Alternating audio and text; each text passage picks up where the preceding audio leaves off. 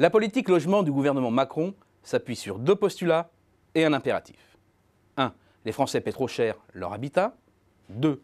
Les aides au logement sont inefficaces, voire inflationnistes pour certaines. 3. L'impératif, il faut faire des économies pour entrer dans les clous bruxellois. Objectif, baisser les prix en déverrouillant le foncier, en baissant les aides, en allégeant les normes, en fluidifiant le parcours locatif, etc. Côté parc public, la baisse des aides est un jeu à somme nulle pour les locataires et a d'abord vocation à réduire le déficit. En abaissant de 50 € par mois en moyenne l'APL versée aux 2,2 millions de locataires HLM contre une diminution identique de leur loyer, financé par les bailleurs sociaux, le secteur du logement devrait ainsi contribuer à hauteur de 1,4 milliard d'euros aux 16 milliards d'euros d'économies recherchées par le gouvernement pour 2018. Certes, le loyer diminue, mais l'aide aussi, du même montant. L'effort financier pour se loger reste donc strictement le même. Côté parc privé, pas sûr que la baisse des prix soit au rendez-vous.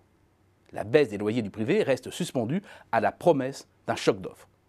En bonne logique, le point de départ, c'est le foncier. C'est même au cœur de la stratégie du gouvernement avec ce constat. Sur les 10 dernières années, les prix du foncier se sont envolés de 71% contre 24% pour la construction et 12% pour l'inflation. Et si les prix des terrains flambent, c'est parce que l'offre est trop étroite en raison d'incitations favorisant la rétention. Pour débloquer la situation, un premier choc d'offres. Des abattements fiscaux seront mis en place pouvant aller jusqu'à 100% sur les plus-values réalisées sur des terrains cédés dans une zone tendue en vue de construire du logement social.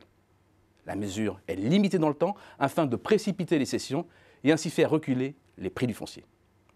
Les résultats risquent cependant d'être décevants. Le verrou fiscal existe, mais il y en a un autre, politique. La difficulté d'obtenir un permis de construire. Le frein est politique, qui veut qu'un maire bâtisseur soit un maire battu. Or, rien n'est prévu pour contourner cette vision malthusienne. Les compensations financières promises ne sont rien face au risque de perdre une élection. Reste le second axe pour produire un choc d'offres. Il concerne la construction elle-même et s'articule autour de deux idées fortes. La première, concentrer l'effort de l'État sur les zones tendues, c'est-à-dire là où le déséquilibre entre offre et demande fait grimper les prix des loyers et de l'immobilier.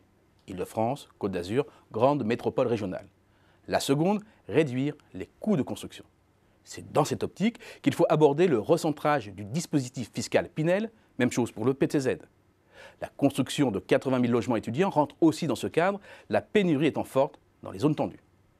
Du côté du coût de la construction, c'est le moratoire sur les normes. Les logements ne devant plus tous être accessibles aux personnes à mobilité réduite, comme l'exigeait la loi de 2005 sur le handicap. Mais là aussi, il ne faut pas s'attendre à de miracles. Si le prolongement du Pinel et du PTZ a été accueilli par un ouf de soulagement par les professionnels, son recentrage va alléger la facture pour le gouvernement au prix d'une baisse de la construction neuve. 6 PTZ sur 10 accordés le sont par exemple dans les zones non tendues. Du même, rien n'indique que la baisse des coûts de construction se retrouve bien dans la facture finale.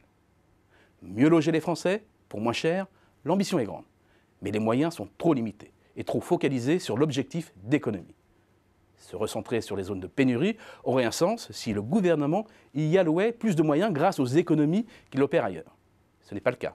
Et à la fin du quinquennat, la France risque bien de ne pas être beaucoup plus avancée.